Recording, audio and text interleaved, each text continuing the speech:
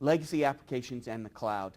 This does present somewhat of a challenge for us because we know that as we've developed our legacy applications over time as agencies, right, we have all of these grassroots efforts going on. And let's be honest here, a lot of the best applications that run in the federal government and in education and state and local governments, a lot of times these are applications that are built by people who do the job, right? And so we don't want to lose that strength in our organization, but also we want the ability to move those into a cloud infrastructure because, you know, as an agency, we may be tired of managing all that infrastructure, and cloud really helps us get to that goal.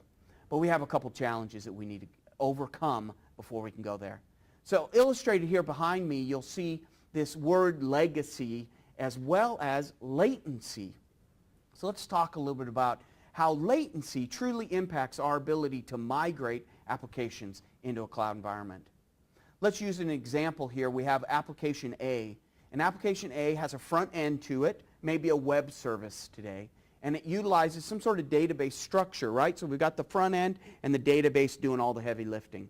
The latency between these two areas right here could be 25 milliseconds.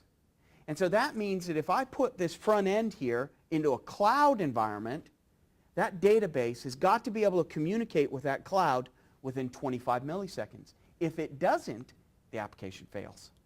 And so how do you overcome that problem? And this is a real problem with a lot of organizations. Not only latency that we're talking about here, but also security.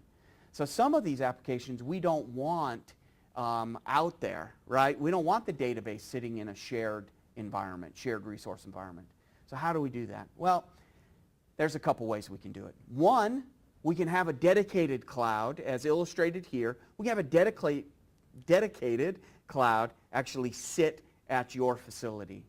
So wherever that is, right there in your area. And for those applications that are less tolerant to extended or greater numbers of latency, right? For those applications that need 10 seconds or less of latency, we can take that application and have a cloud actually advertise from your environment.